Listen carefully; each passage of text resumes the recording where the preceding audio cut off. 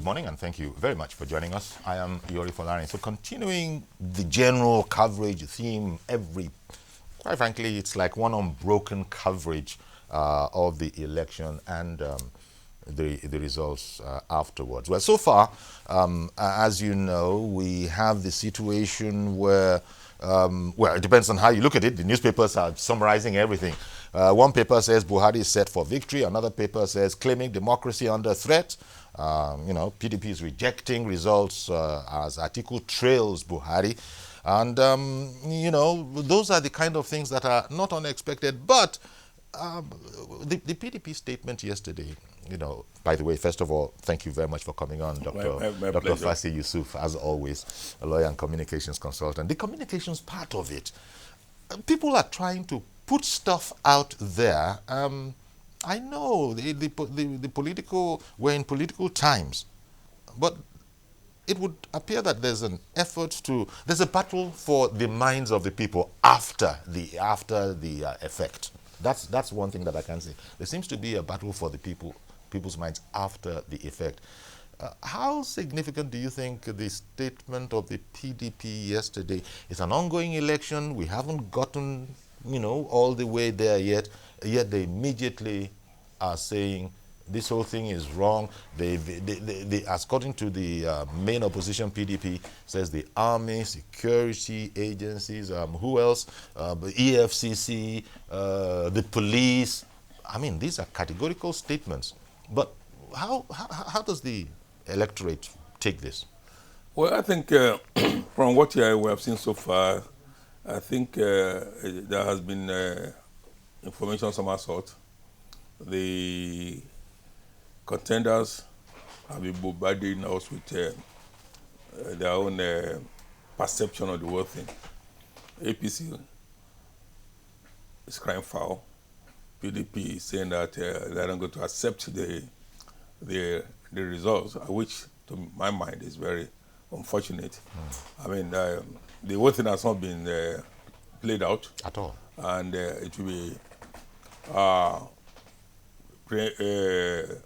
preemptory of them to think that perhaps they are sensing defeat, and therefore it is better to let the whole world know that they are not likely to make it, and therefore they are rejecting the results, which is very sad. It's not giving us the fact that they are good sportsmen. So, and it is also not good for democracy. It is rather sad. If you don't have confidence in the process, why did you submit yourself to it? You submitted yourself to it, and initially you told us your presidential candidate was coasting home to victory, and all of a sudden you made a U-turn.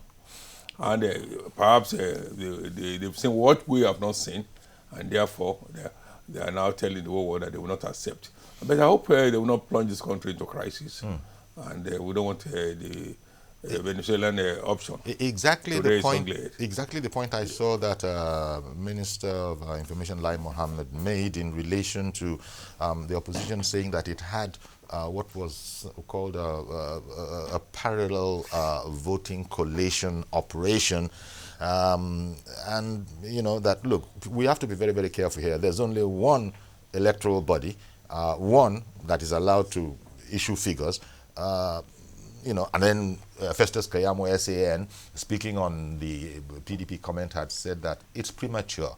Can we just wait till we see a lot more stuff than we have? So there seems to be desperation. A lot, and to my mind, but that's not even the way to it. There are procedures, and unless you are losing faith in the process, one will not be crying foul at this time of the day. It is too early. And even if you disagree with any aspect, or perhaps you suspect a foul play, or perhaps you suspect that the result will have been tampered with, then you know what to do. You know where to go to.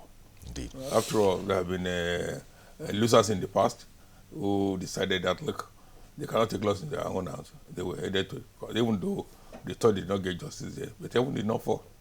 So this country is greater than any individual. We must know that. And we must know when we are communicating we must know who we are communicating to, we must know the effect of our communication, and we must know the channels, and again, we must not over. I mean, the channel should not be broken, and once the channel is broken, then you get all sorts of things, and then you allow people now to analyze and perhaps to make up their mind as to what to believe or not. Indeed. So I think, well, I just eating up the polity, which is very sad. Indeed. Well, I guess the public out there will actually make up Decipher. They will decipher, especially with TVC's overarching coverage. 24/7, minute by minute account.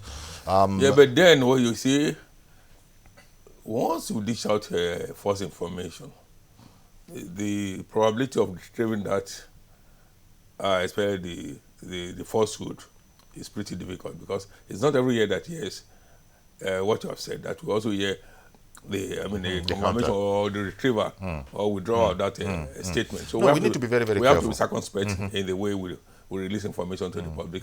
And again, I hope it won't be like the Romans, when perhaps they will just be let loose.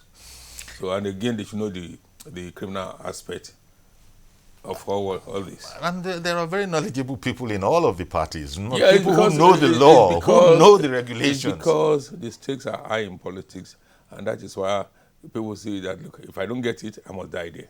Well, so some other aspects, as I was saying, TVC's overarching coverage, just is going to satisfy all aspects of the case, but within the limits of our, 1 hour scenario, we're looking at some clear signs. APC is going to be dominating the next Senate from results that are coming in. I think it's too early to. It's too early to conclude, because officially, I think about 11 states have been released now, including FCT, and we still have how many left? We still have 25 left. Okay. So far, what we yes. what you can say is that looking at APC 41 speculatively or conjecturally. Okay. I think APC. We're looking at 41. In the Senate so far. We're looking at PDP 19 and YPP, one of the other parties, 1. So as he said, it's an ongoing process, but we're beginning to get some outlines are beginning to emerge. Sportsmanship, statesmanship. Governor Ajimobi, he's already congratulated, Yes. the winner. The winner, yes. So, there are isolated instances of, sterling sportsmanship and sterling character, yeah. that kind of a thing, Yes, it's to be expected. You don't expect that. In a polity. In fact, they were calling it. They're now calling it the Jonathan option, whatever that means. Maybe to the extent of congratulating. Honestly, I don't see anything fantastic in that statement, or that somebody is considering defeat. Has he got any option?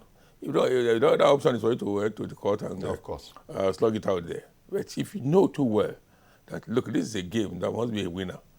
In any case, the malpractices, the mafiances, notice here and there, to my mind, are part of our political evolution.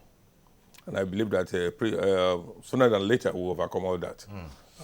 There's a lot of criticism of the electoral body, INEC, out there, and also a lot of understanding, shall we say. It depends on perhaps the divide. Nobody is saying that it's perfect. There are a lot of challenges, not least of which are people who talk about project management have emphasized that, look, timeliness and all of that.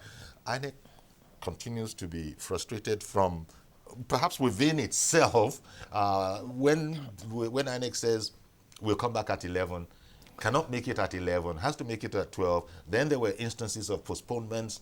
They had to wait for, electoral commissioners to come in. There were all these challenges. It's like maybe going forward. Yori, I think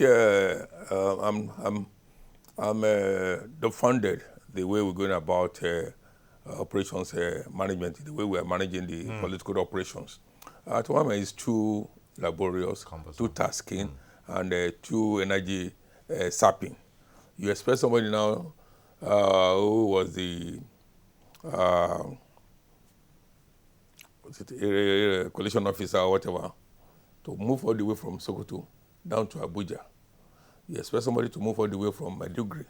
Why can't this thing be transmitted electronically? Why do I have to get somebody? And even if it has to be, the announcement could be made from wherever he is. I mean, but you have television stations all over the federation. You have radio stations. You have communication gadgets and others. So the same people. I mean, supposing something happens to that guy, suppose there's an air crash, God forbid. Supposing there's a motor accident, what will happen to the result? So what stops anybody now? I mean, a state has produced a result. Why can't the result be announced from that state capital? But perhaps, and this is just hazardous a guess, maybe it's because of the level of trust. There's probably, it's probably important that people be seen to be transparent, and then we go through this whole laborious process. My submission is that it is better to announce from the state capital, because everybody will be there. Because if they are talking about transparency, only two people will carry the results: the resident electoral commissioner and the state collation officer. Two people will move. Supposing they tamper with it along the way, it brings a chaos, catastrophe. But where the results are announced in the glare of the media, party agents and others, from that state capital and transmitted, so it becomes difficult for anyone to tamper with it, and it makes it a lot easier. This issue of, we had the election since Saturday, and today is Tuesday now. All the results have not been known. I think they are converging again at 10 or 11 this morning. Yes. So I think it was from 10, but here we are. Yes. So if that is anything to go by, it means the full result may not be known until tomorrow. And we still have the, So if the results were transmitted from the state headquarters of the INEC office, and the media are there, the political parties are there, the observers are there, instead of everybody moving to Abuja. You can imagine somebody who's been working. I suppose it's all about somebody's been working since Friday. Somebody's been working since Friday, and most of these people, and I don't think you find any of them less than 50, not sleeping for 2 days, 3 days. Maybe there's this fear about hacking of systems that at our current level of development in these matters, we haven't quite got perhaps where we need to be. This argument does not hold water. And so we need to go through this whole laborious. I heard one professor, deriding the situation about it's almost like having a donkey, bring the stuff, back like used to happen hundreds of years ago. You remember Professor Yakub, when he was saying that when the plane took off from so, we're expecting the plane to land and all the rest. Supposing, anything can happen. I understand what you're saying. But if the announcement is made in every state capital, what's going to tamper with that? When it is known to everybody. But the issue of transmitting that result from manually, physically, from a state capital, you move from a state capital. It's not every state capital that has an airport. It's not every state capital that has an airport. So it means you have to move. UB has no airport. So it means you have to move to Maiduguri. And the Boko Haram activities there. So do you have to charter? And it makes the whole thing to be so expensive and quite expensive because they have to provide accommodation for them in Abuja to take maybe charter flight or perhaps a regular flight. But I think it all comes down back to the whole issue of trust. We're suspicious. It's not. To me, it's not trust because it opens the process to manipulation, where two people have to leave a state capital for Abuja, the federal capital. But if things were to be electronic, there were those who would say that is even more easily manipulated. As I said, if you announce at the state capital, the media will be there, the political parties will be there, the agents will be there, the observers will be there. So how will anybody manipulate that? The present one is susceptible to manipulation, and that we must take note of. We must take note of that, because you are subjecting two people who have been on their toes since Friday. Because all those that were involved in election duties started early on Friday. So they were there Friday night, throughout Saturday, Sunday, Monday. I mean, they'll be fatigued. And even as we are going, And you could see that they were making nonsense of these professors because some of them were fatigued, obviously. Yes. That was a sight to behold. That was a sight to behold. For somebody to be awake for 2 or 3 days, maybe just Where you have a professor who prepared stuff and couldn't read what he had prepared. Yes, because human beings, I mean, there's a limit to what you can do. So you can imagine, even the chairman himself, you must praise him. I mean, where he gets the energy from, I don't know. Because up to now, 11 p.m. yesterday, was still on the air. And he will still go back to the office, do some administrative duties, old meetings. This morning, old meetings again. I mean, I was really asleep. So the law of diminishing returns, the law of diminishing returns will set in, and we need to be very mindful of this. Now, observers are, scoring the whole thing high. But before observers, you have people. I think it's out there. Tinubu, for instance, hails INEC and security agencies for a relatively peaceful poll. Okay, that's on the one hand. There are those who take exception and have stated their different depending on their experiences. Of course.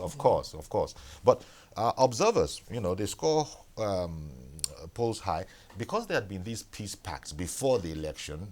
Observers are, counseling that look, people should just honor the peace pacts, But the charge by the leading opposition that no less than the military, the police, the EFCC, I mean, and just setting the stage perhaps for all sorts of court battles, which is probably not, maybe there's nothing strange about that, because even President Buhari challenged every single time that he himself had lost, and it's on public record that this is his 4th time when he made it. So again, this matter of when we finish with the election, apart from the interregnum of the so-called Jonathan option, court battles usually follow elections like this. You see anything different this time around? Well, the surprise would be that if there's no litigation, there are bound to be litigations.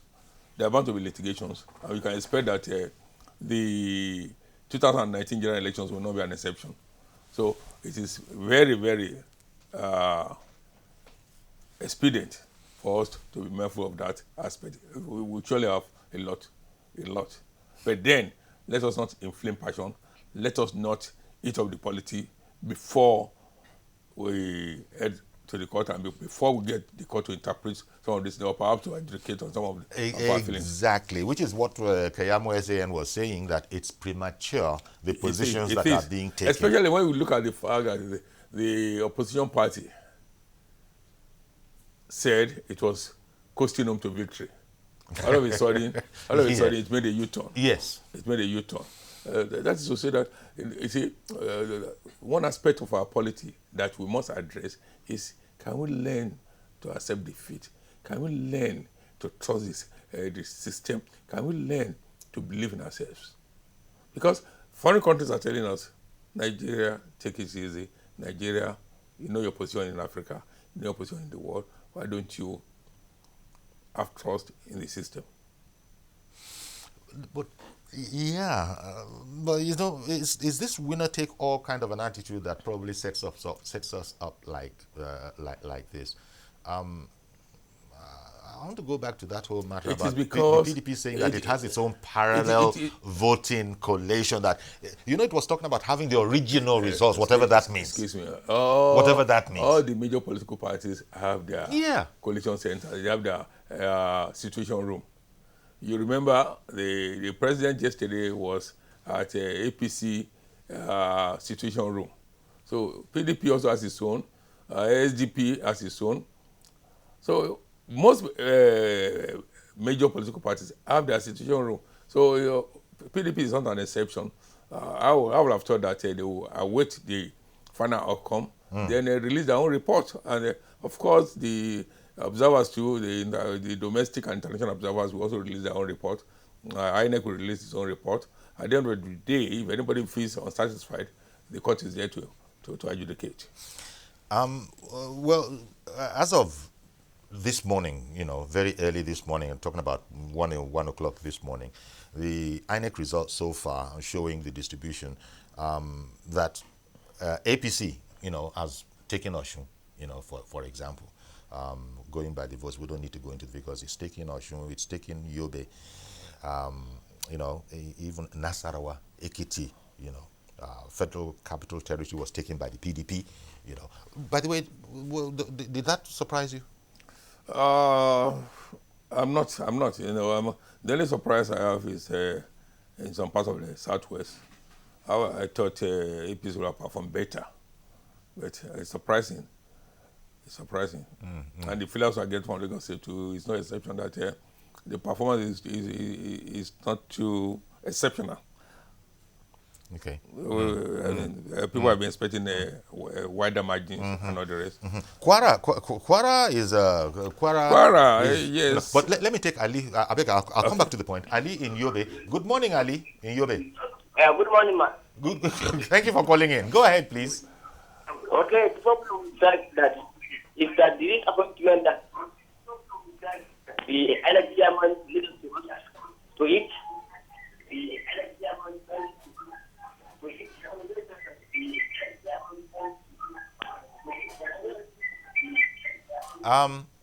Ali, I think there's a bit of a technical challenge. The phone line is not cooperating, Ali, so we can't really hear you properly.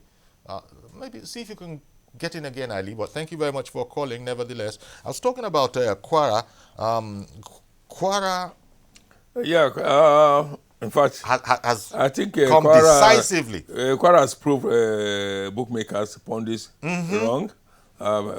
Nobody will have thought that the strong one of Kwara politics, Bukola Saraki, would have been so defeated, and they would have been. And the Saraki dynasty, that seems to have. Well, if you say Saraki dynasty, is Biyomisola not part of a dynasty? And she's in she's in APC. She's in APC. Yeah, see, my own concern is about the political life of Bukola Saraki. Everybody, including myself, we thought he had Kwara under his Babariga. And apparently, the electorate proves not so. The mighty falling, and the weapons of war perish. There are a lot of people. It's a razor, and it does appear that it's a reflection of what is actually happening, what is on ground there. Many of us who are not there. We just analyze him from what we can piece together from the media. Let me cross across to Ajayi in Kano. Good morning. Thank you for calling in. Good morning, sir. Good morning, sir. Go ahead, please. Good morning to Dr. Fash. Sure. Good morning. Yeah, so much about the election, Mr. Ori. We thank God so far so good. Everything has gone peacefully. Hello? Yes, we can hear you. Okay, yeah. Just one observation about what transpired in the course of the election. In Lagos in particular, this site of thugs walking into police stations and disrupting voting without policemen around to checkmate the activity was quite disturbing. Given what amount of money the government claimed they have spent on security, concerning election, I was rather disappointed that in the heart of Lagos, people could just walk into a polling station unchallenged, disrupt the entire voting process, and I don't think INEC up to now has ordered for voting to take place in those places. I don't know. So there are pockets of issues here and there. Yeah. So I'm not too surprised the opposition party has some issues with the whole process. So I think maybe we need to wait for some time to see what they come up with as regards what they found wrong with the entire process before we can really see whether they're just out to cause confusion or not. But I think from what I've seen on my part, I think they have some good enough ground to be to have reason to doubt the entire process. But so far so good. I think if you ask me, I think it doesn't. I think the process was fairly okay. So that's my submission. Okay. And I think until we wait for them, let's wait for them and see what they come up with and see if they have any strong point, any reason to indeed to dispute the entire election result. Mm-hmm. Thank you, sir. Thank you indeed for calling in, because a final position is the worst thing to possibly have at this time, because it's still an ongoing affair. But we must already warned that, look, we should be careful not to truncate this whole electoral process. Yes. But I think I must comment on what Mr. Ajayi said about security. You see, before the election, we were told that at least 3 policemen will be deployed to a polling booth. That's from the police side. SSS will be there. That's 4, at least minimum of 1 from SSS. Nigerian Security Corps will deploy 1. Yes. You also have customs. You also have road safety. So it means for every polling booth, you are bound to have at least 4 or 5 security agents with the army on standby. We're expecting also that there will be backup at every station. But what do you find? For example, now, look at what happened in Solo. Only 1 policeman. So where are the rest? And they made provisions for at least 5 for every polling booth. And what happened? So they must explain to us. Indeed. They must explain to Nigeria and Nigerians what happened. And again, the allowance is collected. Yes. And there must be some auditing. There must be some auditing at the end of the exercise. Yes. And I think INEC will have taken note of all this indeed. to be able to ask questions. You say we're going to provide at least 3 or 4 security. INEC, what stops you from having a buffer zone where there will be armed security operatives who can really come to the aid of any distress, having to answer any distress call? Well, again, as you already have heard, there are those who are saying, like, in spite of INEC doing the best it can within the circumstances it finds itself, there still could have been better planning for logistics. There could have been scenarios. Say, look, okay, what if this happens? Then this. What if that happens? So the redundancies that we needed, there are people saying that, look, it's easy to sit afar and be pontificating and be judging, but it probably could have been handled differently.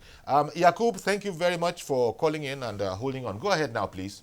Yeah, Shigari, good morning, sir. Good morning. Thank you for calling in. And then Dr. Fasi, good morning, sir. Good morning.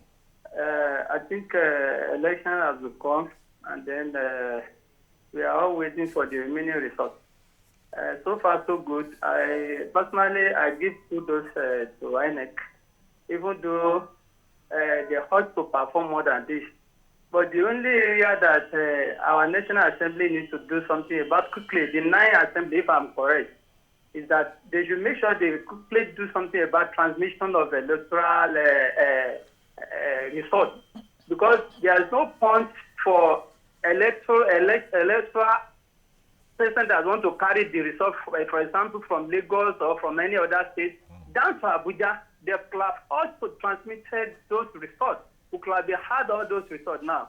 But having said that, finally, sir, whoever come up with autogate slogan in Ilorin, it could be a genius person. I really am very, very happy, because that slogan of autogate is really helping the Kwara people. And then today, I'm the happiest person. Thank and God bless. Thank you very much for calling in. And just for non-Yoruba speakers, autogate would what? Roughly translates to enough is enough. That kind of a sentiment. Enough is enough. Okay. Now, again, the observers that have scored us high, they say apparently they didn't observe underage voters, which have plagued elections in the past. That's one aspect to the whole thing. Yeah, the other aspect is where were these people who registered? And no state has recorded up to 50%, some 20%. Could that be So what's going on? That out of 5 registered voters, only 1 turned up. I mean, something must be wrong somewhere. Could we be having fictitious figures or what? Or is there anything wrong with our mathematics? And again, I'm not too happy the way politicians decide to unleash gangsterism, mayhem, on this country. The deputy commissioner of police, I mean, you can imagine the millions that was spent to train this guy. A lieutenant, Well, it goes a back lieutenant in the army. Sorry to interrupt, Fasi, because Shitu from Offa has come on. Good morning, Shitu in Offa. Yeah, good morning. Good morning, sir. Go ahead, please. Quickly. Yeah, it's a pleasure to be with you online. We're delighted. Thank you. We appreciate the fact that the election has come and the collation is going on. But it's quite unfortunate. We have added figures and we have seen differences on the figures going on at the collation center, especially that of Ondo, where over 100,000 votes have been added in favor of APC votes. The same thing in Yobe State. We have about 174 votes added to that of APC, right at the collation center. These are technical errors. Uncle Yori, you can go through it yourself. You have the details. When you look at the summation, where they have 241,769, it was a wrong summation. About 111,000 votes added to this figure. Honestly, this is an abuse on INEC, is an abuse on Nigeria as a whole. The whole world is looking at us. Okay. We need more credible collation. We need a transparent, unpartisan INEC. Okay. Spending 3 days to announce the result is uncalled for. It's certain. All right. It's certain. This is the worst election we have had since 1998. A lot of people lost their life in Lagos, River State. What for? Okay, but Shitu, thank you very much for calling in, but you started from a different premise, that you were happy that things are going, relatively speaking, not so badly, and then you end up with the worst you've seen in a long while. Now, regarding the figures that you spoke about, no doubt INEC is also aware of some of those observations, let me just put it like that, and will be subjecting these things. I think the professor, the chairman, has alluded to the fact that, yes, that there will be an audit. Everything will be. I even heard a very interesting formula that one gentleman from one of the parties had yesterday. The agent, the agent, one of the party agents, yes, who came up with formulas. The TVC, yes, TC, thank you. The TVC, not being TV Continental. That's not what his own TVC means. But so all of these, INEC has said that we hear all of this and that we're going to address it. And it's interesting that INEC is taking questions. Say, let people make observations so that if Mr. Shitu happened to be there, he probably would say what he has said, and again, he will be assured that it would not be swept under the carpet. These matters will be aired. If a whole 100 and something thousand votes could indeed be given to any particular party, all of these things will be x-rayed. You see, most Nigerians allow partisanship to becloud their sense of reasoning and judgment with profound apology. You see, somebody came up now to say that Yobe was the figures did not tally. Yeah. Was he there? He said Yobe. He said, was he there? I think he also complained about Ondo. Ondo, he was not there. He relied on, and that was why they said, don't broadcast anything that was not official. Exactly. Let your party agents keep their records. Once they keep their records, at the end of the day, they do a post-mortem, they do a post-election analysis, and anybody that is dissatisfied, they are avenue to ventilate your anger.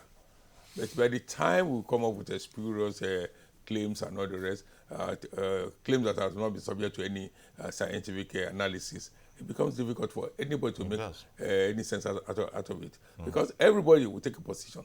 If you ask APC, they will tell you that yes, they were rigged out somewhere. PDP will say the same thing. SDP will say this. Kwara will say that. And the PRP will... Look, Nigerians are one set of people that will never take defeat.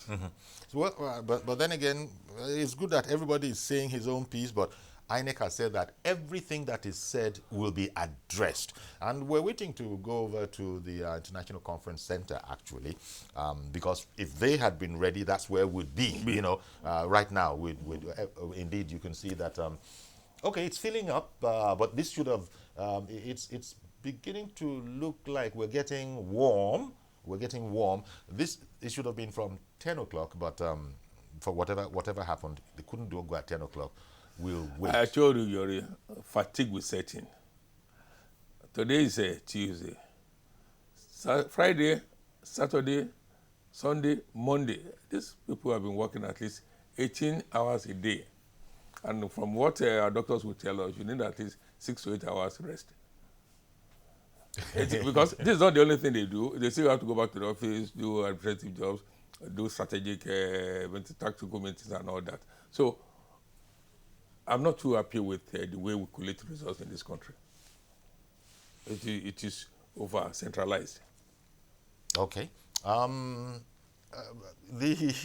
To return for a moment to the Otoge scenario, there are indeed, enough is enough, Otoge.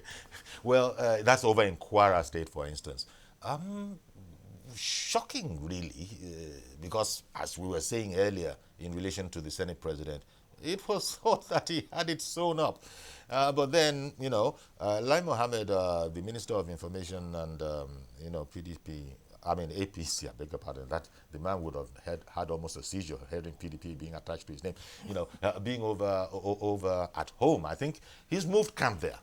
Yes. And whatever the efforts are, it looks like mobilization has been intense. Lai Mohammed is gradually becoming the kingmaker in He's taking over from Bukola Saraki. I remember at the time. Okay, I understand that our Lara is, ready now.